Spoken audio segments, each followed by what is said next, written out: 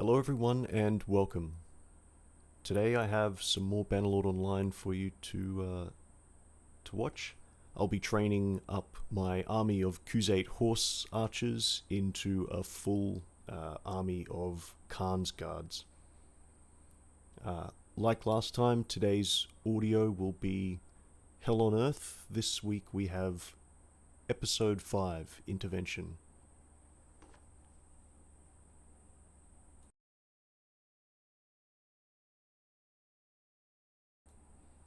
Just before we begin, if we see any resistance caravans or war machine, we will absolutely be hitting them and taking everything that they have. Anybody who's played this game, I think, will understand why. Alright, without further ado, here is Hell on Earth, Episode 5.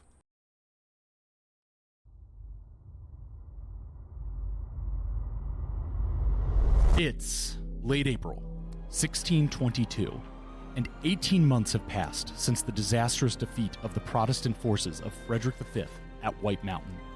Frederick and his wife Elizabeth were safely ensconced in The Hague. At least that's what Ernst von Mansfeld, the Elector's mercenary commander, believed.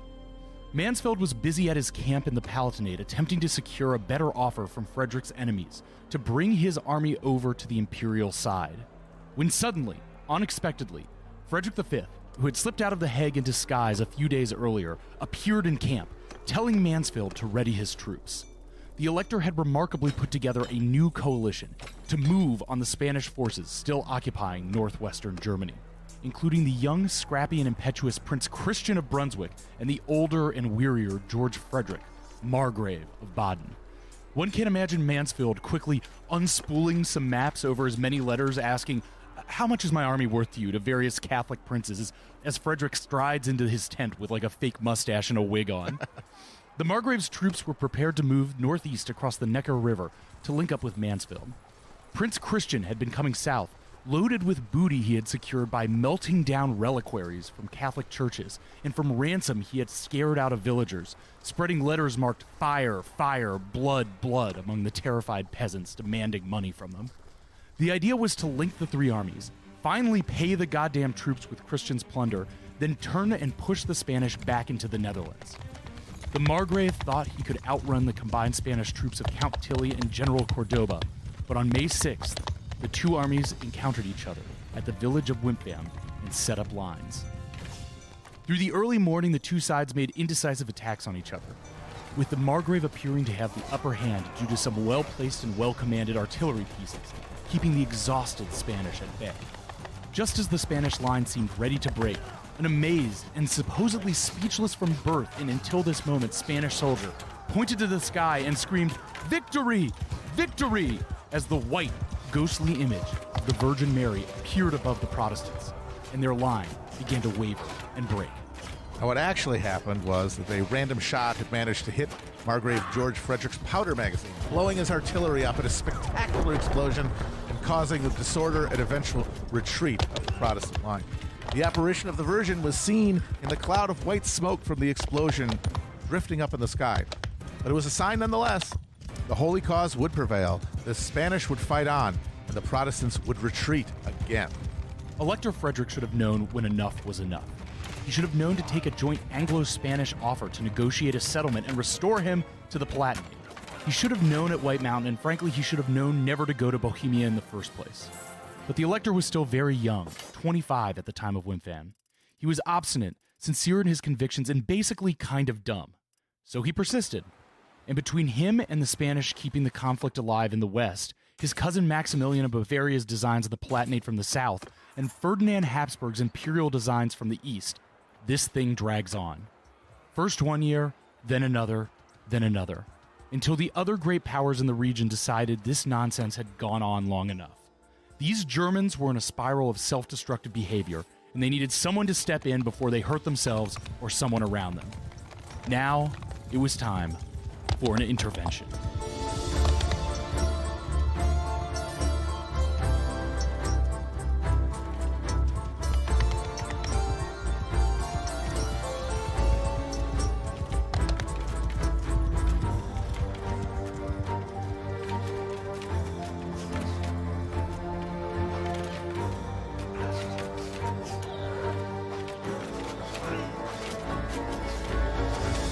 Okay, so now we're in the thick of it.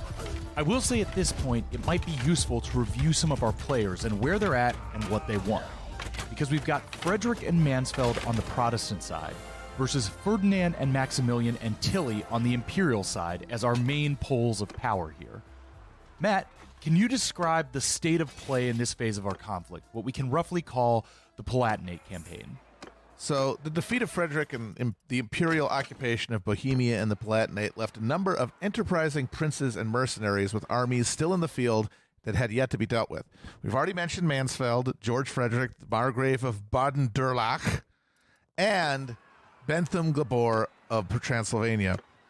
To this group, we must add Christian the Younger of Brunswick, also known as the Mad Halberstadt, whose devotion to the Palatinate cause may have been partially motivated by his romantic fixation on the Electress Elizabeth, Frederick's wife. One of his battle standards read, "For God and for her." And apparently this was very scandalous to the Catholic armies that you would put some broad's name as right next to God on your banner. It's true. Simping, it's unseemly. Now, Bentham Gabor is going to spend the next few years harassing Habsburg forces in Upper Hungary, all while attempting to extract concessions on religious liberty and a recognition of his claim to the Hungarian throne, but he's never really going to play a decisive role in the conflict. After the defeat at Wimpfen, the other paladins made for the United Provinces, where the 12-year truce had elapsed in 1621. In August 1622, having signed a short service contract with the Dutch Republic, Christian and Mansfeld fought the Spanish army of Flanders at the Battle of Fleurus. Probably wrong, but deal with it. They lost the battle, but their presence in the field forced the Spaniards to lift the siege of the Dutch-ass-sounding town of Bergen op Zoom. Bergen op Zoom. Bergen op Zoom, folks. It's op the Zoom. She's opping on my Zoom till I Bergen. The Count Duke Olivares, Spain's chief minister, offered a deal to Frederick that would have allowed him to reclaim his electoral position in exchange for disbanding his forces, but the Palatines refused. Fueled by looted Catholic treasure and Dutch subsidy, Christian and Mansfeld hatched a plan with good old Count Thurn, remember him? Count Thurn. Count Thurn, and Bethlen Gabor to reinvade Germany the following spring.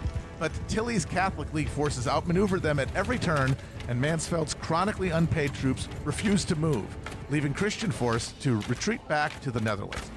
But on August 6, 1623, Tilly's army caught up to him, and Christian's forces were destroyed at the Battle of Stadion. The war for Bohemia and the Palatinate was over. Or so it seemed. But we'll get back to the war in a second. To throw another wrench into the works, the financial situation throughout the entire Holy Roman Empire was suddenly and rapidly deteriorating. In the early 1620s, the region entered a period of hyperinflation that is known as der Kippe und Wippe, which transliterated would be something like the clipping and whipping. The clipping of precious metals out of coins and the whipping of scales back and forth measuring coins against each other. Basically, various states began debasing their currency, shaving off sides to reduce the precious metals, or fully melting down the currency and reminting it with quantities of non-precious metals. So, price inflation had been a feature of European life for decades at this point. New World metals had flooded the continent and driven up prices steadily during the last century. But around the turn of the 17th century, that inflationary pressure was joined by another one: intentional fraudulent debasement of currency. Now, only a few major princes had the imperial licenses to mint the large denomination gold coins used by states. And those concessions were tightly guarded. Now, the thing is, the minting of smaller coins, the kind of silver coins used for daily transaction, was more expensive. Yes. It had a lower return on the investment of doing it. So it was unregulated and largely left to speculators, who realized pretty quickly that the only way to make a real money in the business was to adulterate the precious metal quotient of the coins, so that they were literally worth less than their face value, and then exchanging them for the good coins, which are worth their weight in the actual amount of metal in them. Now, while this sort of dirty pool had been going on at the margins of the empire for years, the outbreak of the war motivated a generalized frenzy of currency debasement, as princely rulers and town governments desperately sought ways to fund their military expenditures and taxes. Unauthorized mints called Heckenmunzen popped up everywhere, from taverns to monasteries, and began pumping out debased coins at a dizzying rate. The debased coins could only circulate within a principality for so long before people began to catch on. So it was quickly understood that the best way to make profits out of the arrangement was to send bad coins across the border to a different principality, exchange them for good, bring those back, and debase them. The state of Brunswick had 17 mints within its territory in 1620. By 1623, there were 40. Princes and merchants who didn't want to fully commit to the business could make a quick dollar renting mints on a temporary basis to pump out what became known as Kippergeld. The trade made a number of fortunes and increased the wealth of already powerful figures like the Duke of Alba. The Iron Duke. But it also caused massive increases in the price of daily essentials. Between 1620 and 1623, there was an 8-fold increase in the cost of food in the empire.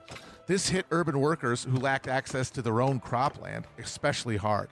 A food riot in that ill-starred fanatic city of Magdeburg in 1622 left 16 dead and hundreds wounded.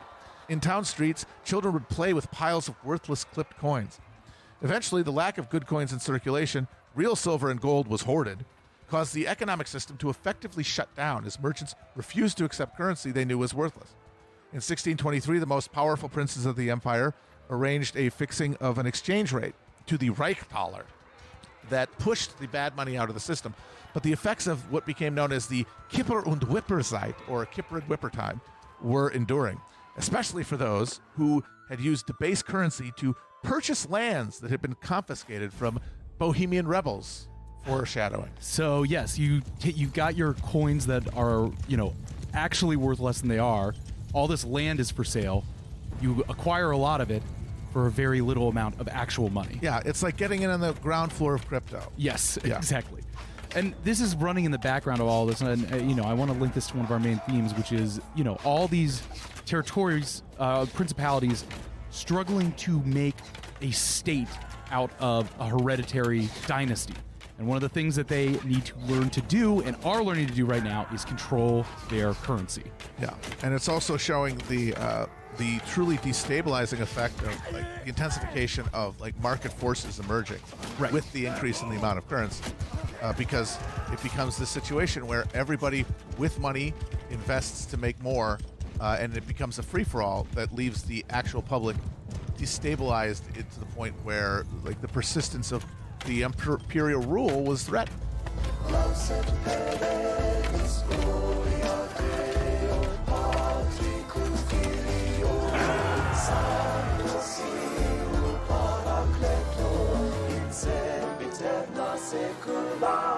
So this had all sorts of downstream effects, but one particularly dire one to keep in mind is the vast majority of the troops in this conflict are mercenaries. And when mercenaries aren't paid well, they have the guns, and the peasants have the food. Mm-hmm. Matt covered the mop-up of the original Protestant forces in the west of the Palatinate. I really fucking hate the word Palatinate. It sucks. It should be the Palinate. Or the Palinate would be so much that extra T is like you're fucking with. Yes, I feel like I'm mispronouncing it every single time I'm doing it. So Matt covered the mop-up of the original Protestant forces in the west of the Palatinate. So now we turn back to Emperor Ferdinand II, who at this point should be in the catbird seat of the Holy Roman Empire. The Protestant powers were not just restricted, but virtually eliminated in the areas close to Vienna, including the prized Bohemia. And a crafty Habsburg could have very realistically expanded and consolidated power all across the region. But Ferdinand, Matt and I were talking about this the other day, that a huge portion of European history, European dynastic history, really comes down to you got to know when to hold them and know when to fold them among its rulers. And this is especially true in revolutionary scenarios. Your Charles I's, who we will get to in this series, your Louis XVI's, your Romanovs', etc. They all probably could have gotten pretty decent deals if they had known when to quit. Even a guy like Frederick V could have gotten away with much more if he had just known when to take a deal. Well, here's where Ferdinand doesn't know when to take yes for an answer. Because in the aftermath of White Mountain, Ferdinand's justice came hard and fast for the Bohemians. He revoked the elective crown, taking it as a hereditary Habsburg right. The letter of majesty that guaranteed religious toleration was revoked, and some said personally torn to shreds by the emperor. Calvinism and the cherished Hussite ultraquism were outlawed, and only some tolerance granted to existing Lutheran churches. The leaders of the defensors were rounded up, though Count Thurn had sheathed his lightsaber and hopped onto a speeder bike, escaping the emperor's clutches. and 40 of them were tried in a kangaroo court and quickly sentenced to death. Feeling lenient, Ferdinand only signed 20 of their death warrants, and on June 21st, 1621, 7 months after White Mountain, they were executed in the town square of Prague. Only one had any final words for the public. Tell your emperor I stand now before his unjust judgment. Warn him of the judgment before God. 12 heads were spiked on the Charles Bridge to remind the Bohemians what happens when you cross the Habsburgs. Across his realm, Ferdinand pushed further policies of harsh recatholicization, moving to restore bishoprics held by the Protestants, eventually including the bishopric of the Mad Halbertstorter, Prince Christian. He confiscated rebel lands, which in Bohemia amounted to something like half the entire territory, and awarded those lands, as well as high positions in the imperial bureaucracy, to loyal nobles, and most importantly, to Catholics. Finally, the hour of Habsburg ascension had come.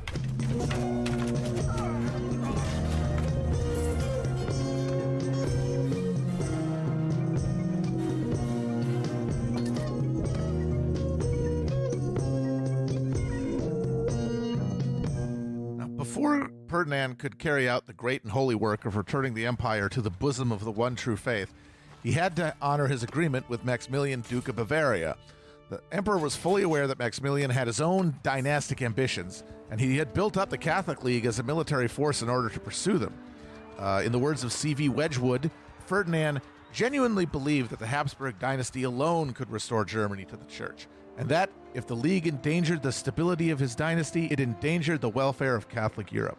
Ferdinand was wary of the effect Maximilian's dynastic ambitions might have on the balance of force in the empire, but he was still militarily dependent on the Bavarian-led forces that had crushed the Bohemians at White Mountain. To fulfill his side of their arrangement, Ferdinand awarded Maximilian control of the Palatinate and Frederick's electoral title. The move roused fears among the other princes of the empire that they might be dispossessed with similar ease. But Ferdinand still needed to lean on Bavaria's military capacity and had no choice but to empower this potential rival. And so that's our situation within the Holy Roman Empire, but this is the moment where this whole thing starts to escape containment and spiral outside the boundaries, such as they were, of Germany. So let's start looking at the German periphery, starting with our favorite stadtholders, the Dutch.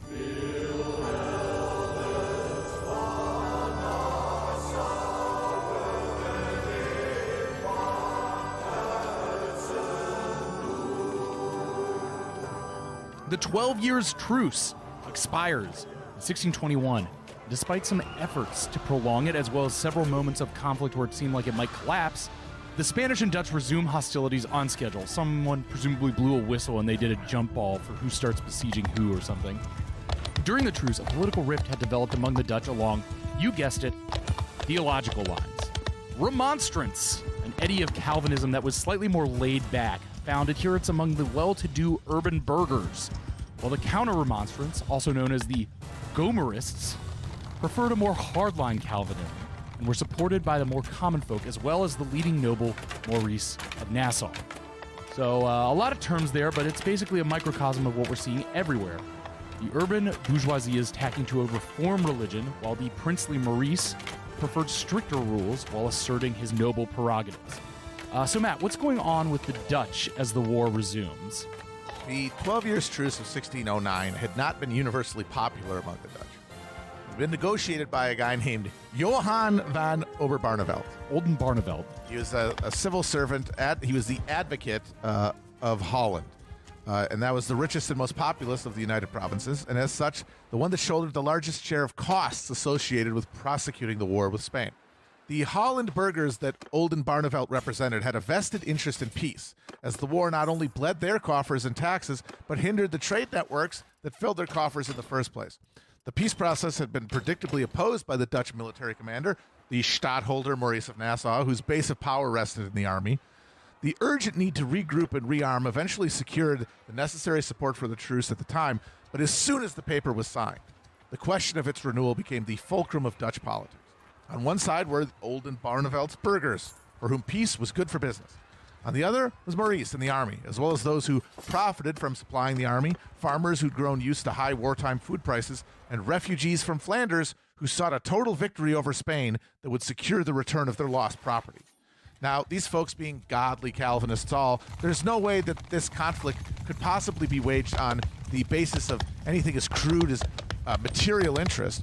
Instead, the political battle over the truce was subsumed into a theological dispute that had been brewing for over a decade in academic circles, but turned into a fiery, occasionally violent public debate after the truce was signed.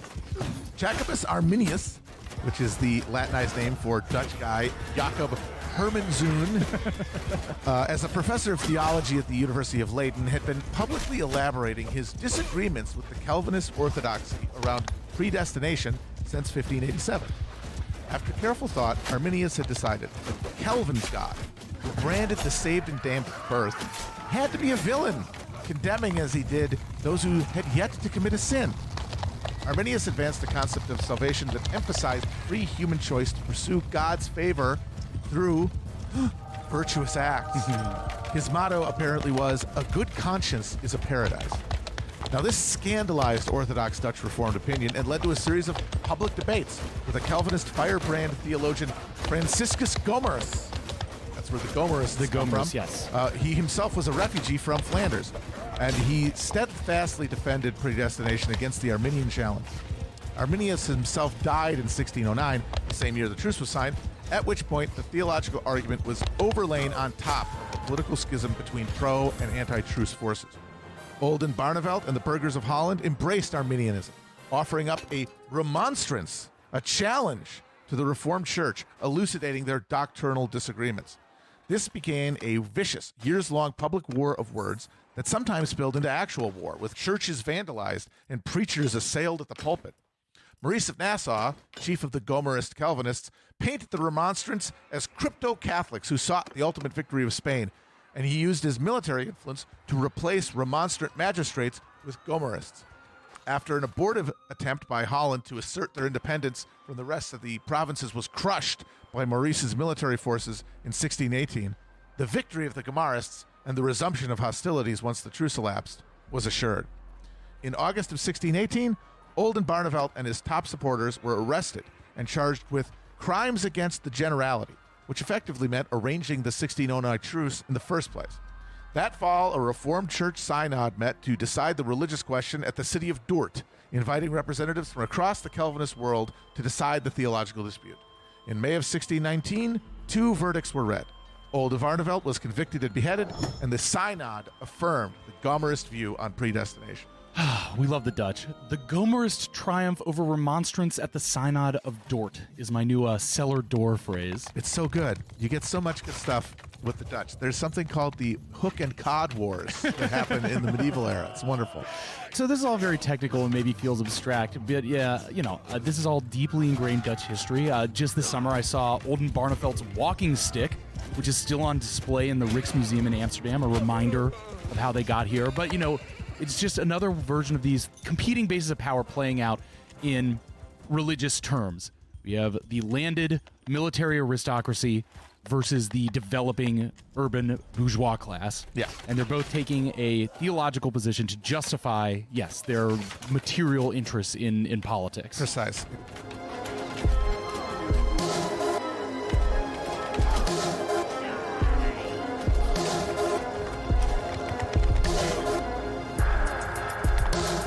Now, Maurice of Nassau's noble house, the House of Orange, and the coalition that supported them were in full control of the Republic by 1621 and enthusiastically resumed the war. Now, we see in this conflict a schizoid breach in the bourgeois self. We got the soft-handed merchants fretting over their souls and their good works versus the actual dispensers of capitalist violence affirming their salvation through acts of dominance. These will become the main poles of political conflict within the lower middle class in the Protestant West going forward. Now, what this means for our story is that by 1621, the war in the Netherlands flares back up, with the army of Flanders laying siege to Bergen-op-Zoom, remember? And the Dutch offering refuge to the Palatine Elector, offering Mansfeld his short military contract, and resuming naval war with Spain in the North Sea, the Caribbean, and Asia. The Spanish Habsburgs had shown little enthusiasm for supporting Ferdinand's holy war in the empire, but their fixation on reclaiming the rich Dutch provinces, as well as their recently established colonies, and the vulnerability of their supply lines to the Army of Flanders, meant they would have to continue intervening to support their Austrian cousins, regardless of the cost of blood and treasure. Count Duke Olivares, yes, he had a counthood and a dukedom, so they called him the Count Duke. He was stacking stacks. He was the Spanish chief minister and the royal favorite, wrote to his king, newly crowned king, Philip IV, and said, "I have always desired to see your majesty enjoying a reputation in the world equal to your greatness and quality." Olivares believed that reputation was what kept an empire together, and he couldn't countenance the blow to Philip, the Habsburgs, and Spain's reputations if the Low Countries were irrevocably lost. So he committed the vast but poorly managed wealth of the empire to the task of reclaiming them. And I guess we should mention that Philip III died sometime he was in there. the son of Philip II, the father of Philip IV. Yes. Just sort of this guy who is considered as a kind of a layabout oaf, ineffectual, a Viserys the First type of guy, if anyone's watching the new Gambo. His a dull-witted hedonist, I believe you Yes. said. On his deathbed in 1621, some of his last words were claimed to have been, "Oh, to God that I had never reigned." This is not what you want your king saying when he's looking No. back on his reign. The Habsburg, it's not just a genetic decline in the Habsburg kings of Spain. It's just they are just cursed. Their lives are all just worse after another. Like Charles V was miserable. His son was even more depressed. They just keep getting more and more bummed until you get to Charles II, who is a gibbering circus freak. Yes. But, it's the real tragedy of this period that, by all accounts, Olivares is like one of the best my God.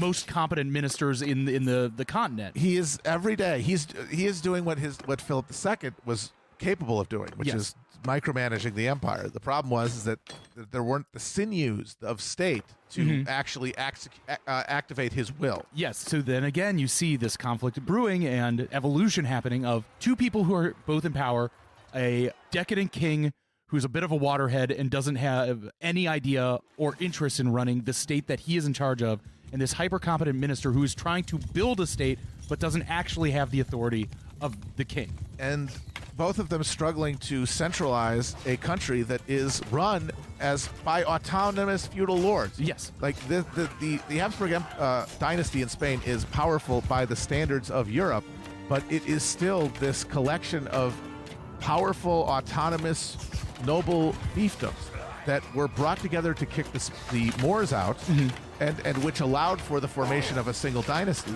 But that dynasty was built on the assumption that local control would be held by the local nobility within Spain, which means that while they're able to dominate the New World and become this colonial powerhouse, they have a very difficult time actually turning that into power because the local authorities are at every point guarding their prerogatives.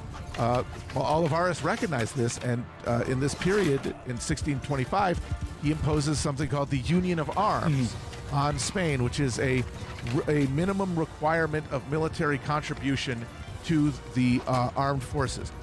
The army of Spain was, of course, largely mercenary, but the Spanish core of it was drastically disproportionately from the noble hereditary Habsburg lands of Castile. Right. The Catalonia, Portugal, the Basque countries were all dragging their feet. The local powers that be there were loath to give taxes or troops to the cause of maintaining the empire. And so Olivares imposes the Union of Arms, this mandatory requirement in 1625, and it becomes a point of resistance that eventually sparks into full-on regional revolts. And he has to revoke that union not too long after it's issued. Okay, but the Dutch. The Dutch, the German Protestants, the Habsburgs, both Austrian and Spanish. So far, our story, though sprawling, has been fairly contained to these few factions. But we're mid-season now, and it's time to weave in a new character to stir up the narrative. Enter the Danes.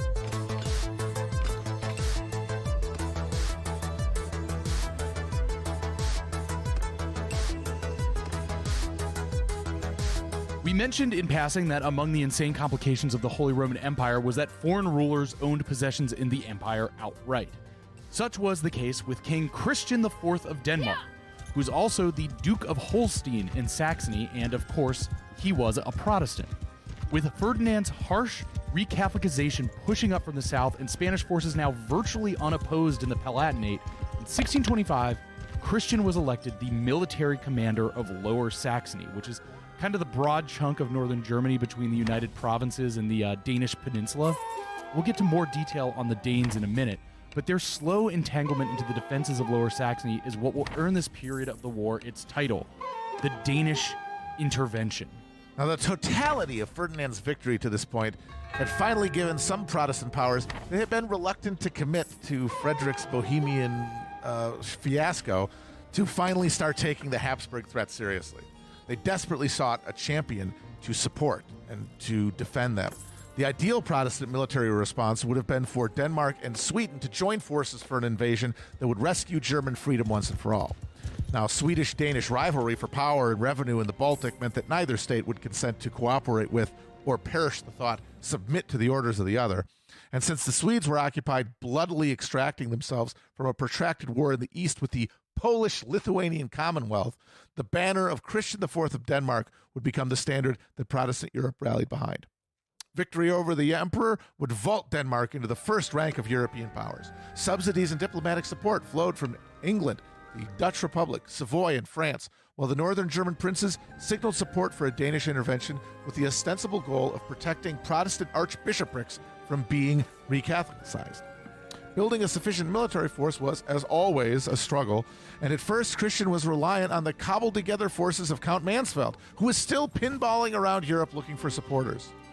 We mentioned earlier that Ferdinand's big folly here is just not taking a deal, and here's where it's coming back to bite him, because if he had not pursued this harsh counter-reformation project, perhaps the Protestant princes would not have gone shopping around northern Europe for a military leader to reignite the war in northern Germany. Right, because those archbishoprics are power positions. Most importantly, they are patronage positions.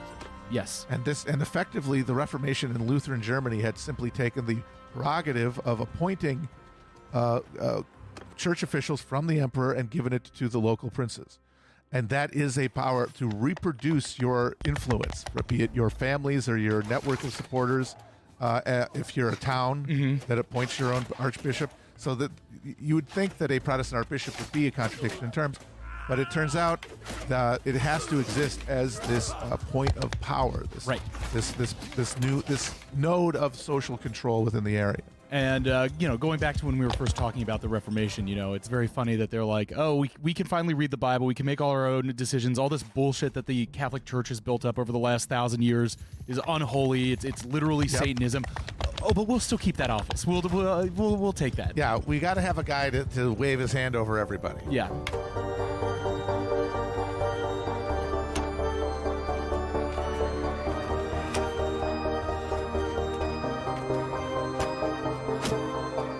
Meanwhile, in France, though, another new character had emerged who would increasingly control the reins of state and direct the course of the German conflict. Armand Jean du Plessis, Bishop of Luçon, the Cardinal de Richelieu, was born in 1585. The youngest son of a lesser noble family, and unlike greater nobles, Richelieu's father owed his family's position to the king, and he translated that into an ironclad sense of duty to the crown. When the cardinal was born, his nursery was decorated with a banner that read, "Armand for the King." Originally slated for a military career, the death of one of his older brothers caused his folks to reshuffle their priorities, and by age 21, Richelieu was made the Bishop of Luçon. Yeah, they were like, you're going to go in the army, Armand, and it's like, Steve's dead? All right, fine, you're going to go into the church. Wherever there is power, just get up there and serve the goddamn king. From a young age, Richelieu had almost boundless ambition and took just as quickly to his management of the bishopric as he had to his studies of philosophy. He ingratiated himself to the Queen Mother Marie de Medici, and in this way received his first post into the French government bureaucracy, being made the Secretary of War in 1616.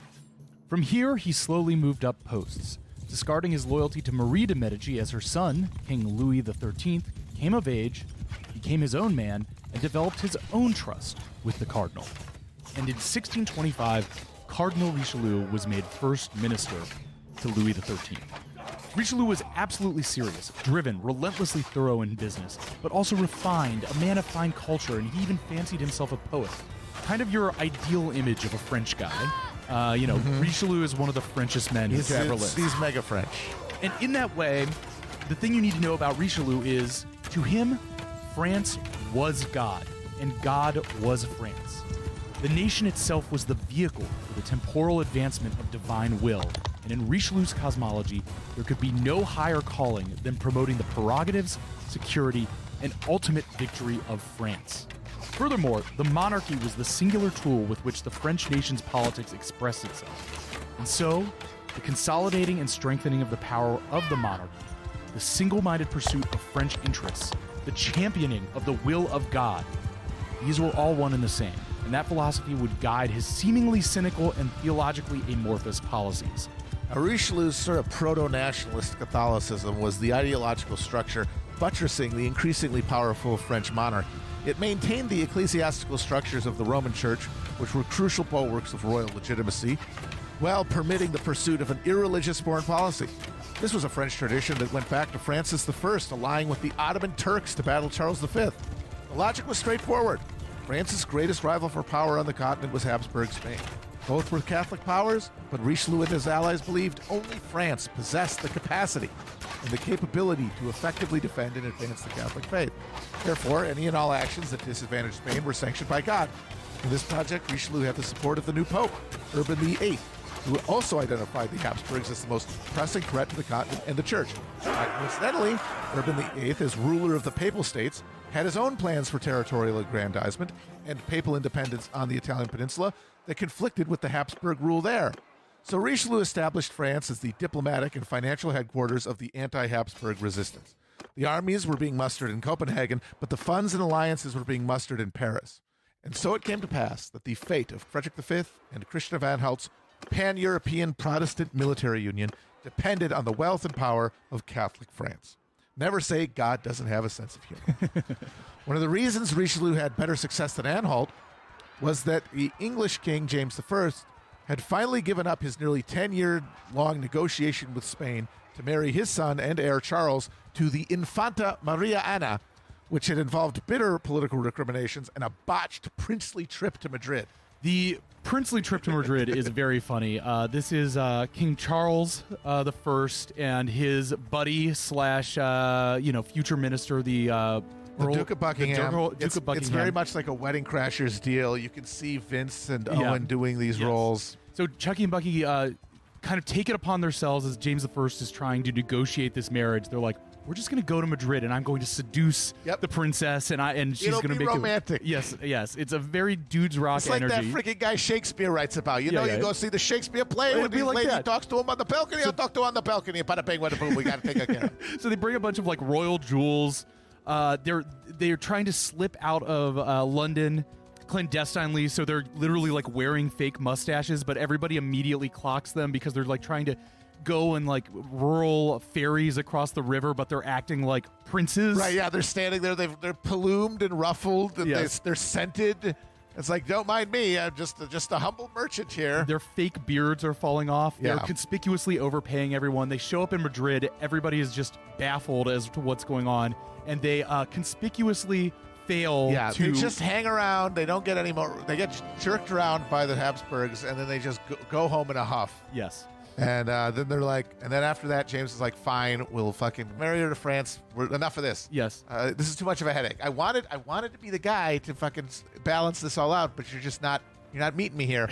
So the French were able to capitalize on this disillusionment by arranging a marriage between Charles and Louis XIII's sister, Henrietta Maria, gaining concessions for Catholic rights in England and also binding England closer to the anti-Habsburg alliance.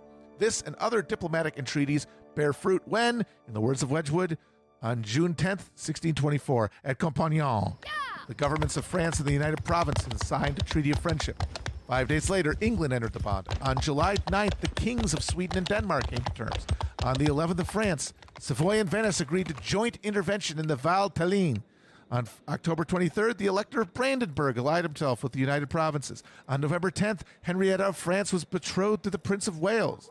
The stage was set for a Danish invasion of Germany, coupled with a French and Savoyard occupation of the Valtelline, that crucial Spanish lifeline connecting Habsburg Italy and the Low Countries. Protestant victory in Germany and the Netherlands would not damage Catholicism anywhere it was currently flourishing, but it would humble the Habsburgs sufficiently to allow France to take its rightful place as defender of the faith and continental hegemon. In order to fulfill that destiny, though, Richelieu knew that something would have to be done about the Huguenots, whose independent political and military power posed a standing threat to the supremacy of the French crown. Okay, so let's take a minute and appraise where we are here in, say, January 1625. It's about 4 years after the Battle of White Mountain, where by all sane reasons, this petty power grab by some jumped-up Protestant prince should have been put down and passed into memory. A tiny, stupid footnote in the history of the Holy Roman Empire. A goof. A goof. He fucked up. Yeah, And little bungle. He gets defeated. He goes home. That should be it. We're calling him the Winter King, folks, because he only ruled for one winter. Yes. I forgot. Did we say that? I think we mentioned They that. own the shit out of him. Yes. He's the Winter King. Just one.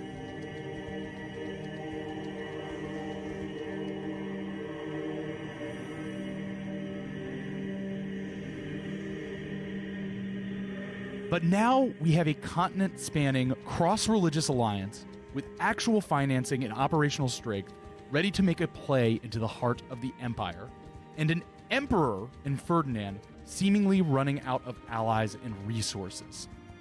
But Ferdinand did have one ace in the hole, ready to defend the integrity of the Habsburg Empire, for a price. A real Frankenstein's monster who, once empowered by the emperor, would be difficult to control and dangerous for all. But Ferdinand was backed into a corner with no other armies to turn to.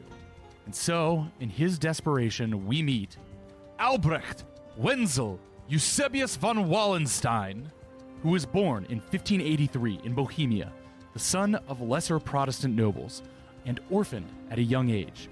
Raised Lutheran, he studied in Italy, where he converted to Catholicism in the early 1600s. Returning to the empire, he joined Ferdinand's court before the Archduke became the emperor. There he married a wealthy widow who conveniently died shortly after, leaving him the nest egg of future fortunes. Wallenstein was an intense guy, prone to violent rages in his youth, that he seemed to channel into an obsessive drive for success in his adulthood. A consummate striver, power-hungry, exacting, paranoid, with little regard to the well-being of others, and always experimenting in methods. As he grew older, he dressed more eccentrically, mixing styles from all over Europe and accentuating his dark dress with a bright red accessory of a feather or a sash. He may have even sported some rouge lip coloring from time to time. He was noted for his somewhat unusual chastity and rather pedestrian obsession with astrology. Throughout his career, Wallenstein was noted above all as an exceptional manager. His estates were run to peak efficiency.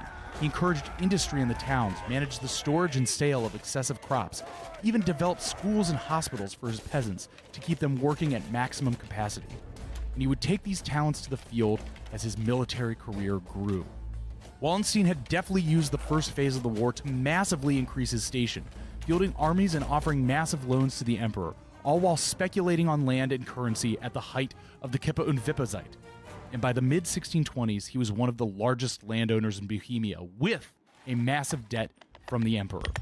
He consolidates his lands into the Duchy of Friedland in northern Bohemia, and through his victories, loans, and favors, is made count, then a prince, then a duke. I like to think of Wallenstein as a kind of Bronn from Game of Thrones type, except severe and psychotically focused instead of sarcastic and put upon. But still, he comes into the war as a sellsword and makes it out as a noble with a castle. Yeah, he's much more bitter though than Bronn. He's got a chip on his shoulder. He's he's the Nixon of the 30 Years' War because he does come from relatively low noble origins, and as such, he is never fully accepted by the higher rungs of the princely social order. And he knows that, and it always drives him towards a certain insecurity and resentment of those around him.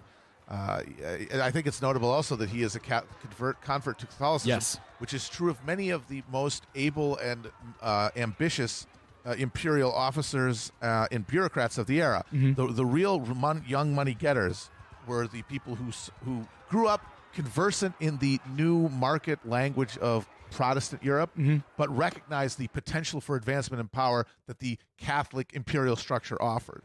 and he was like Pappenheim was that way. It was the way for somebody who didn't have land, perhaps, and didn't have a business or a desire to be in business, a way to make it in the world. And Wallenstein sure as hell made it, and he is evidence that the people who are going to make capitalism out of this ferment are not going to be the beaten down and dispersed peasantry. They're not going to be the contented and inbred royalty. Yeah.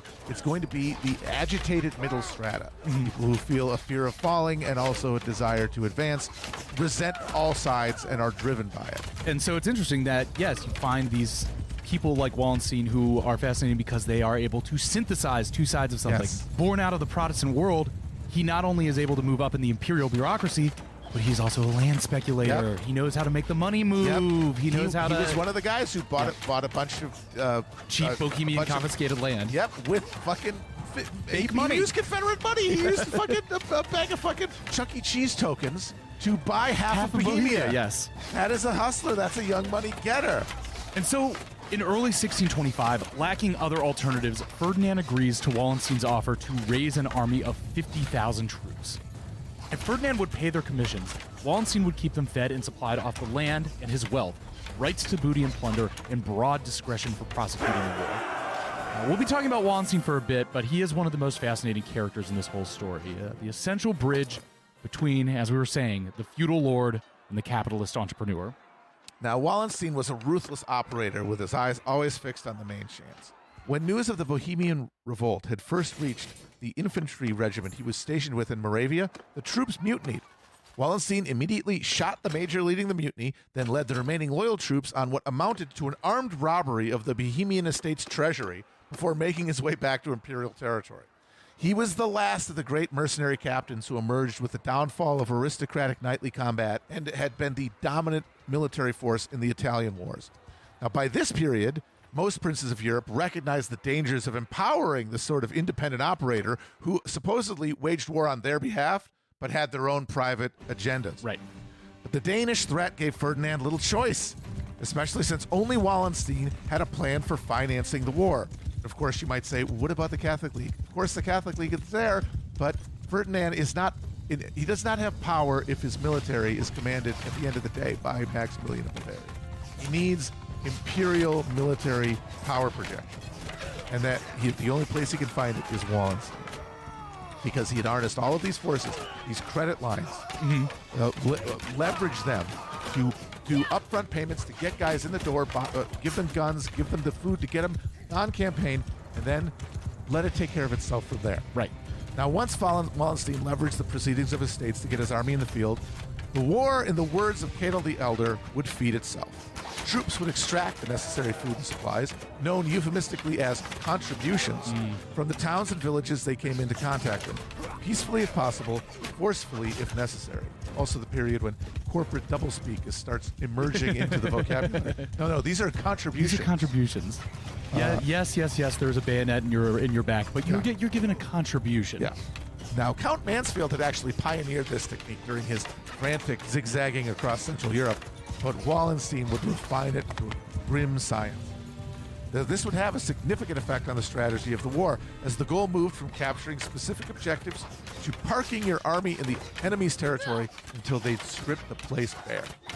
And so now, we've got the whole of Europe drunk with the possibility of some final conflict between the dastardly Habsburgs and the coalition of the willing assembled to try to knock them down a peg. This all culminates in the Danish intervention. King Christian IV was a hardy leader who had ruled Denmark since ascending in 1588 at age 11.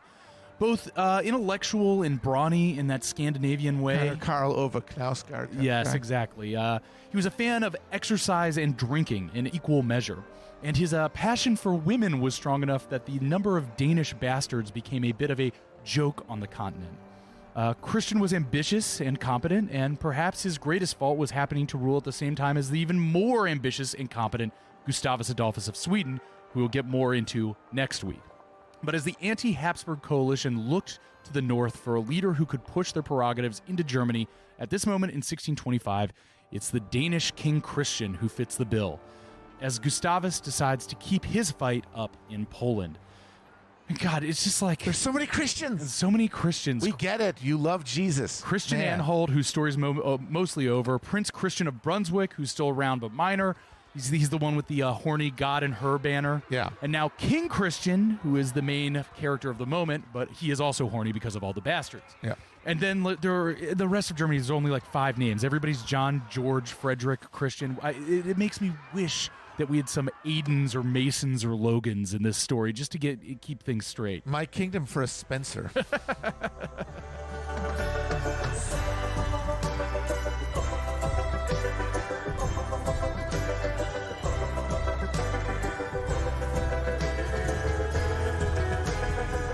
On the borders of Saxony to the south, the Spanish under Count Tilly amassed their troops. And on the north, King Christian amassed his. Throughout the spring of 1625, a campaign of painfully courteous letters between the two parties and the Saxons themselves attempted to carve some kind of middle path. But to make matters worse, the bitter winds of the Little Ice Age were devastating Germany's capacity to support just its citizenry, let alone these increasingly massive armies now dragging themselves across it.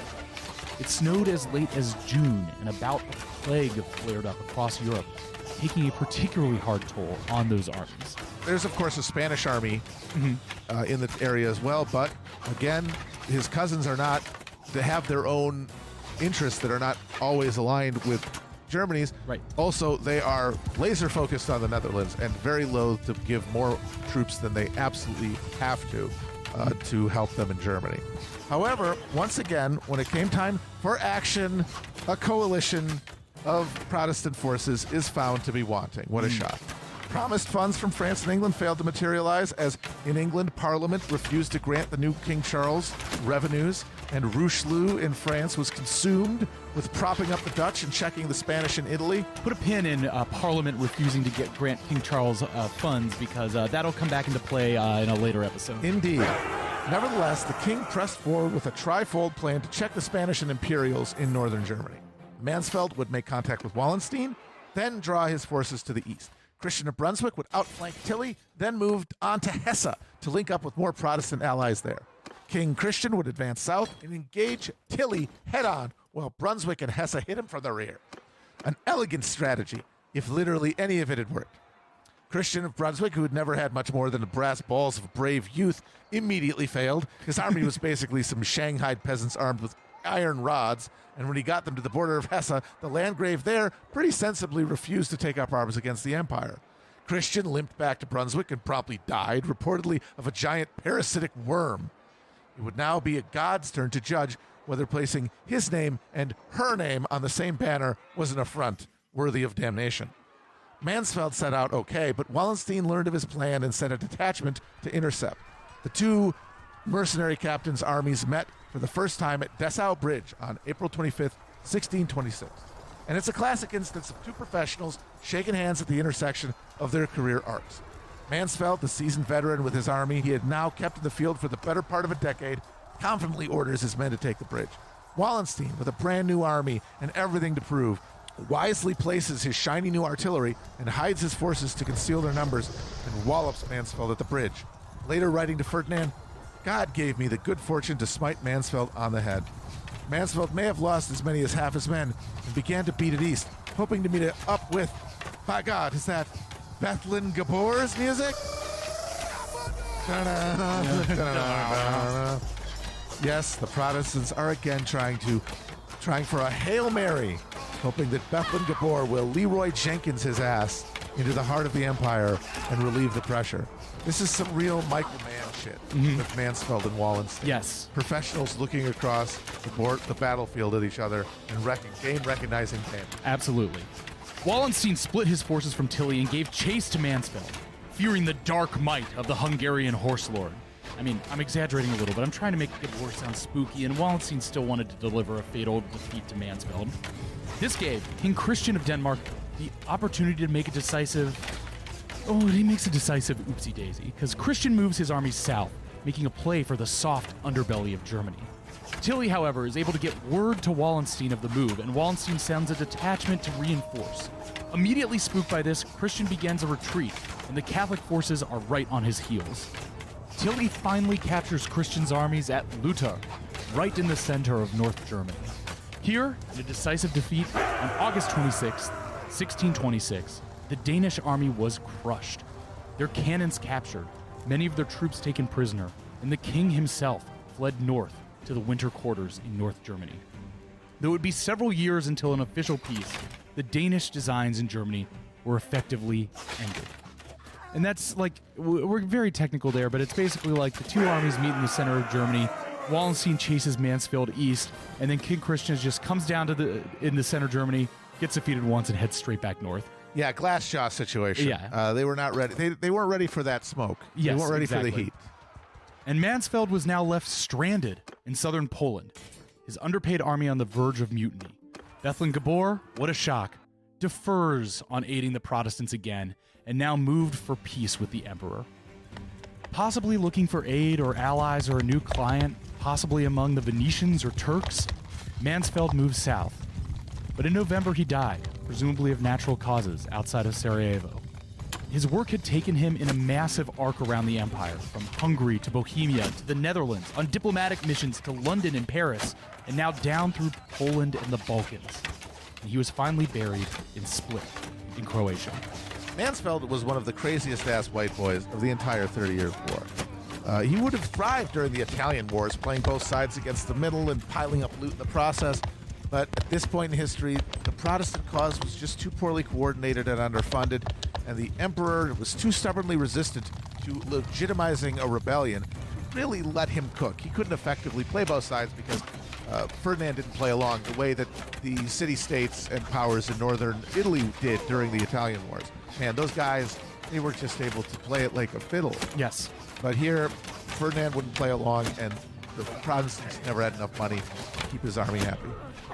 Wallenstein's hand was much stronger, and as such, he is able to push his luck much farther than Mansfeld could ever have dreamed. By the way, Mansfeld, born Catholic, converts to Protestantism. Mansfeld, born Catholic, but he never converted to Protestantism.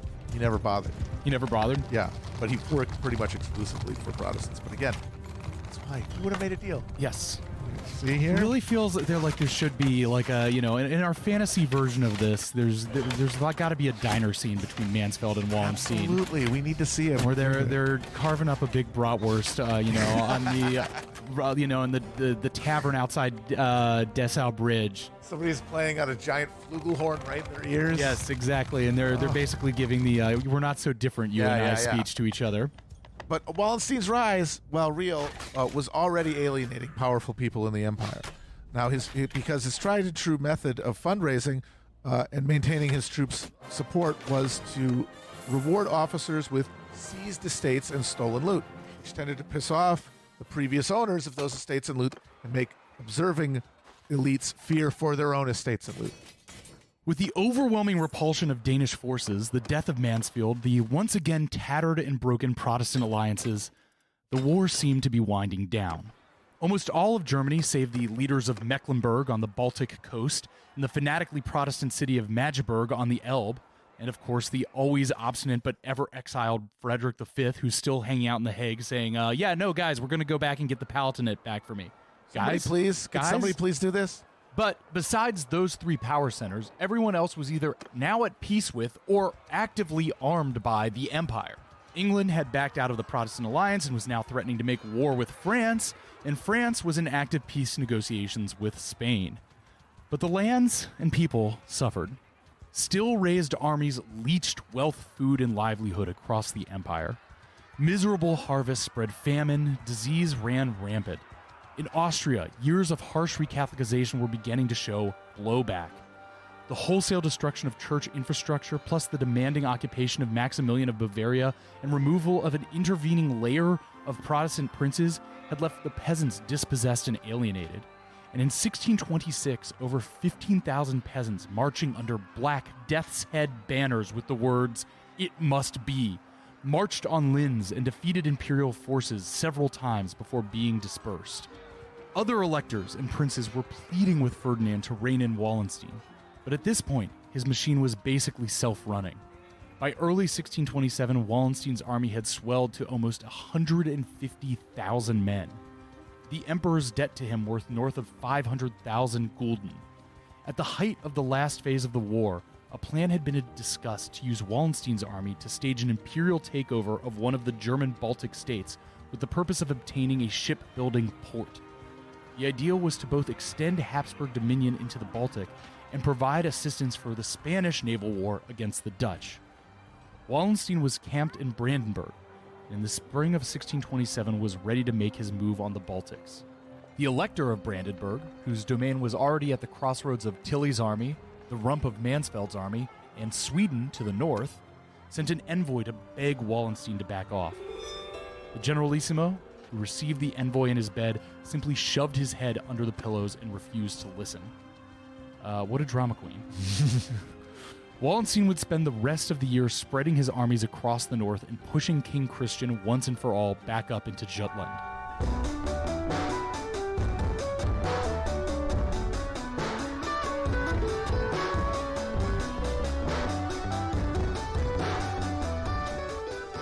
And so, we conclude this episode much like we began it.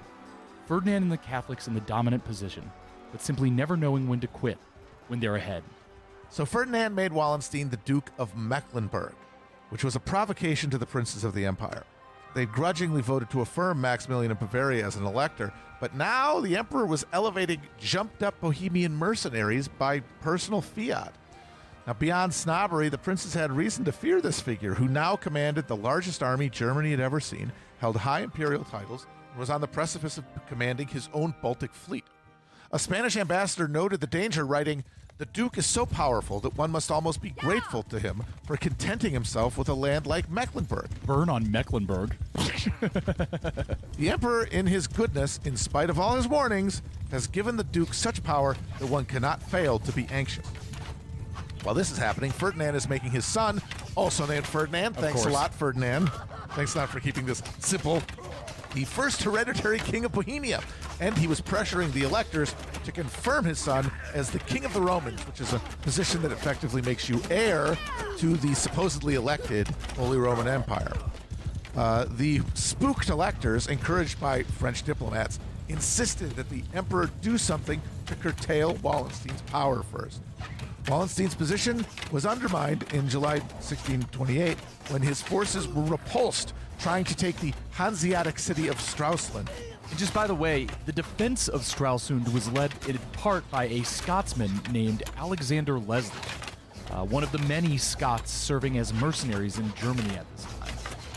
Just a name to put in your back pocket for now, dear listener.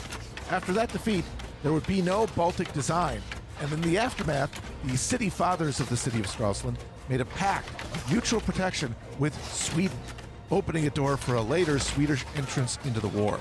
Now, here's where I have to think, because Ferdinand is obsessed with keeping the title of Holy Roman Emperor in the family. He's going to make a deal with the electors to curtail Wallenstein's power so he can get his son elected king of the Romans. Right. But is there a window here for Ferdinand to simply say, fuck you, no, Wallenstein's my guy, and just take this moment to finally assert the imperial position as a real powerhead of the Holy Roman Empire? It's possible, but I think what stopped it more than anything was a lack of trust in Wallenstein to be able to maintain a subsidiary position to him. Mm-hmm. Because, the reality of the Holy Roman Empire is that it is this formally powerful position that has access to relatively few real levers of power, certainly relative to other competing states in the area. And that means that it's more vulnerable. And so you create this monster with Wallenstein. Even if you give him everything he wants, eventually what he's going to want is your crown. Right. So I think that at the end, even though he was not really on the same page as his princes, he similarly feared Wallenstein as a singular figure. So no window here too. Does Ferdinand ever have a chance to really make himself as powerful as the position of emperor needed to be a real autocrat? Everywhere he pushed to try to find a handle is where he encountered enough resistance to bring down his efforts. Right. This is what happens when you have a secularly declining structure. That is what the Holy Roman Empire is becoming due to its inability to handle these stressors, right, which are cracking out through the entire system, starting, as we've said, exothermically with the Little Ice Age, and then just expressing themselves at every social level.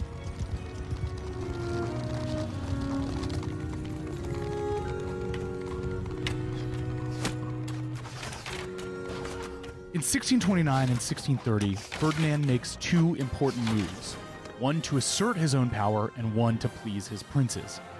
In March 1629, Ferdinand issues the Edict of Restitution, a sweeping imperial decree returning all church lands purchased or confiscated after the Peace of Augsburg in 1555 to their original Catholic control. It is hard to overstate just how far-reaching this was. Almost every territory in North and Central Germany would have its borders redrawn. Nobles who had grown rich off 3 generations of land confiscation would be suddenly impoverished, no matter what war debts they had incurred. Areas that had been so thoroughly Protestantized that only a few dozen Catholics still lived there would suddenly be under Catholic rule again. A simply massive declaration of imperial authority that showed just how powerful Ferdinand had become, and one that could only be enforced at the sword point of his army. And an interesting thing here is that the Edict of Restitution was originally Maximilian's idea, but it gets taken away by Ferdinand doing it, and Maximilian walking the tightrope supporting Habsburg Catholic aims, but he really wants to be the Catholic defender. Right, and that is why Ferdinand's hand is essentially forced here. Yes.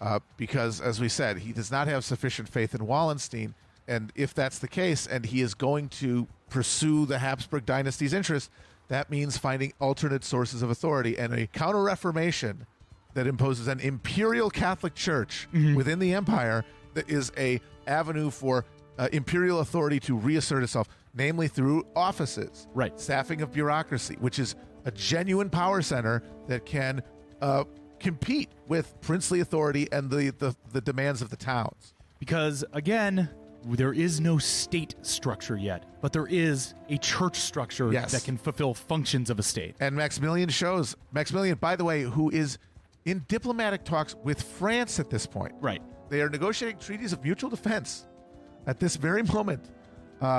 Maximilian, if Ferdinand does not try to make the Catholic Church an instrument of Habsburg authority, it will be made an instrument of Wittelsbach authority. Or Richelieuian French Richelieu authority himself. Yes. Exactly. One way or the other, if he doesn't use it, he's going to lose it. In July 1630, Ferdinand convened the Imperial Diet at Regensburg.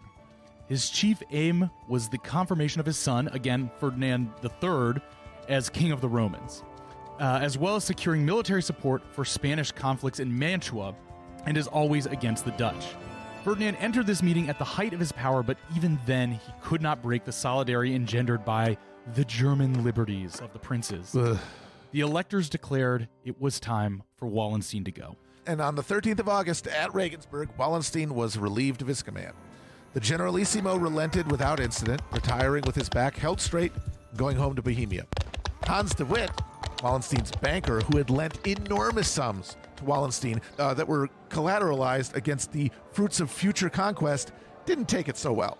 He drowned himself in the well of his mansion in Prague. I know you love the story of Wallenstein getting fired and his banker immediately killing himself, but I have read that just given the timing of the things that he couldn't possibly have actually heard of the firing. He was just depressed? It is true that he had constantly sent letters and stuff to Wallenstein being like, bro, we cannot actually pay for this. You're borrowing against yourself here. And so I think that the financial pressure was part of it, but I don't think he actually... It's disputed whether he actually heard about the firings. One way or another, he realized he had backed the wrong horse. Yes, exactly. He realized the old adage of if you owe somebody $5, it's your problem. If you owe somebody $1 million, if you owe somebody $5, dollars, yes, it's your problem. But if you owe somebody 5 million gulden, it's their problem. Because what are you going to do? Yes, it's all leveraged. And so yeah, one way or another, he realized I don't know if I want to deal with this. This is too much stress. The bottom of that well is looking awfully appealing right now. Yes. So by midsummer of 1630. Ferdinand found himself testing the limits of his power. His armies had driven all challenges before them, and the Catholic Church followed in their wake. A Lutheran preacher wrote that the disgrace has begun in Kitzingen, Hodheim, Reppendorf. These are cities in Bavaria. Of course. And in all the areas where the bishop has installed priests. The people are forced by the Capuchin monks and priests with great tyranny to renounce the gospel. They took all of their Protestant books from their houses and burned a great pile of them in the public marketplace at Kitzingen. On the fast days, they entered the houses and searched the pots by the fires, and anyone found with meat was severely punished. You know, you really hate reading about, hearing about book burnings in Germany, you know? Yeah, no, it's never a good sign, but also just they're kicking in the doors to make sure that you're not eating meat on Friday. So it's tempting, as we've said, to condemn Ferdinand for overreaching, but in fairness, the events of the previous decade had convinced him of the need to neutralize the Protestant bloc within the empire. That meant reinstituting Catholicism wherever possible. Church revenues and offices and influence over town and village life could be key sources of imperial authority. If Ferdinand was to successfully turn his battlefield victories into a lasting shift in the imperial balance of power, he had to use every tool at his disposal. That meant filling bureaucratic positions with and awarding feudal titles to reliable allies, namely those who had supported him in the conflict, meaning Catholics. Also, the imperial had a problem of trying to pay the debts that had been accrued to secure the present state of affairs. Ferdinand owed money to everyone, from the lowliest pikemen to his top generals and the great banking houses of Europe. The only way to keep them happy was with promises of looted estates and treasures taken from conquered territories. That served as a powerful incentive to push as far as he could to secure his debts. No matter what Ferdinand's reasons were, his actions had the predictable effect of rousing the empire's disparate enemies to effective, coordinated counteraction. The Bavarians signed a defense pact with France, wily old Maximilian keeping his options open. The emperor agreed to an unfavorable settlement to the Mantuan War in northern Italy, which had worsened relations with his Spanish Habsburg cousins and with the papacy. The electors had forced Ferdinand to dismiss Wallenstein, his most capable officer, who had advised him, by the way, against the inflammatory Edict of Restitution and the Mantuan intervention, which left him with a leaderless and dissolving army. And in the empire's far northeast, on the Baltic sands of the Duchy of Pomerania, a Swedish army under King Gustavus Adolphus, accompanied by a train of courtiers and diplomats from Richelieu's France, Britain, and the Dutch Republic, was establishing a beachhead on German territory. The immovable object of imperial military power was about to meet the irresistible force of the Swedish war machine. The Lion of the North had arrived.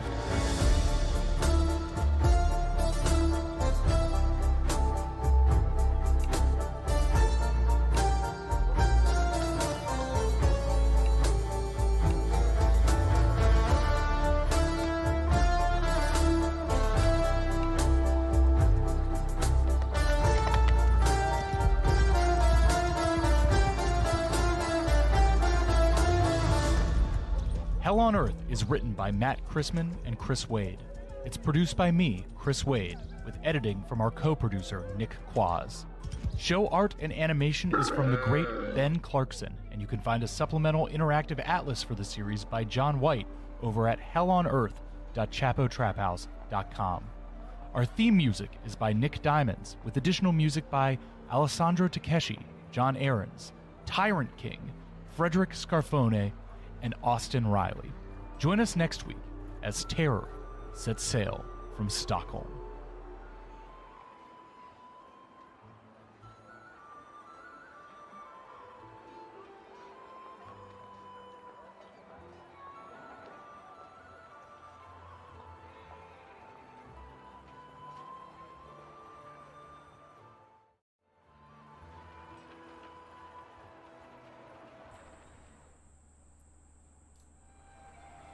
Alright, thank you all for joining me. I'll see you next time, hopefully with a Sword of the Samurai stream.